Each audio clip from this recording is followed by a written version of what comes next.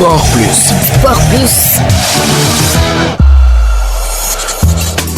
Bonjour et bienvenue dans votre rubrique sportive Sport Plus. Le comité exécutif de la Confédération africaine de football tiendra une réunion extraordinaire vendredi prochain à l'initiative du Sud-Africain Patrice Motsepe, président de l'instance continentale, selon un rapport de presse publié dimanche. Des médias ont révélé que cette réunion se tiendra dans la capitale tanzanienne, Dar es Salaam. Il a également été indiqué que la réunion examinera une modification du règlement du code disciplinaire, notamment en ce qui concerne le retrait d'une équipe ou d'une sélection du terrain avant le coup de sifflet final de l'arbitre à la lumière des événements regrettables survenus lors de la finale de la Coupe d'Afrique des Nations 2025 entre le Sénégal et le Maroc. Les mêmes sources ont souligné que la réunion tranchera également sur le sort de la Coupe d'Afrique des Nations féminines prévue au Maroc du 17 mars au 3 avril 2026 après la circulation d'informations faisant état d'un désistement de la Fédération royale marocaine de football ou d'une demande de report. Parlons à présent des supporters sénégalais détenus au Maroc.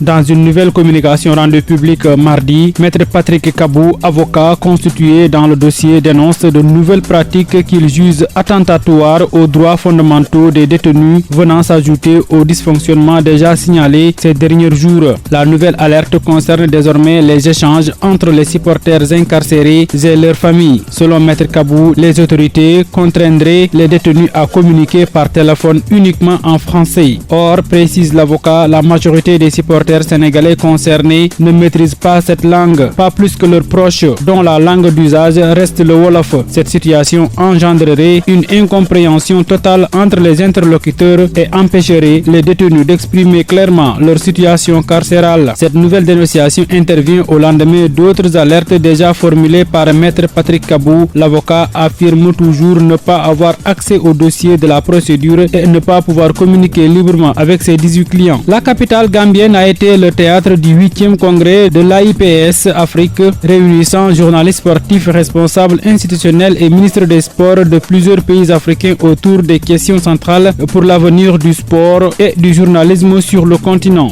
Durant 3 jours de travaux, le congrès a abordé des thématiques majeures telles que le développement du sport, l'économie sportive, la gouvernance, le leadership féminin et le journalisme d'investigation à travers plusieurs panels riches en échanges et en perspectives. À l'issue du congrès, l'AIPS, dirigé par le Sénégalais Abdoulaye Thiam, a adopté plusieurs résolutions importantes, dont la validation du nouveau logo de l'AIPS Afrique, symbolisant la modernité et l'unité des journalistes sportifs africains, adoption des statuts et du règlement intérieur de l'AIPS Afrique, approbation de 3 propositions d'amendement pour le prochain congrès de l'AIPS à Lausanne. Entre autres résolutions, figure le choix du pays hôte pour le congrès 2027 qui sera décidé en marge du congrès de l'AIPS à Lausanne, en Suisse. L'attaquant sénégalais Iliman Ndiaye met fin à une disette de 9 matchs sans marquer avec les Toffees. Iliman Ndiaye a retrouvé le chemin des filets avec Everton, muet depuis le mois de novembre, et son but fantastique sur la pelouse de Sunderland. Le champion d'Afrique sénégalais a ouvert le score pour les Toffees qui accueillaient Bournemouth. Buteur sur penalty à la 42e minute, Iliman Ndiaye signe donc sa 5e réalisation cette saison en Premier League. Nous terminons par la lutte. La Fédération sénégalaise de lutte a accordé une dérogation à Mansour Ba et Jambar Production pour la tenue du face-à-face mercredi entre Tapha Tine et Franc. La dernière bataille verbale entre le Ndiago Or et le géant du Baol aura bel et bien lieu donc ce mercredi dans les logos de la 2STV. Alors que les face-à-face et open press ont été suspendus jusqu'à nouvel ordre à cause de la recrudescence de la violence dans l'arène, Birasen et son équipe ont décidé de passer outre cette décision pour permettre à Mansour Ba, qui a des engagements envers les sponsors, de tenir ce dernier face-à-face à 4 jours du combat qui opposera Tapha Tine de Bawal et Franc de Wrestling Academy. C'est tout pour aujourd'hui dans Sport Plus. Merci de l'avoir suivi. Rendez-vous demain pour un autre numéro.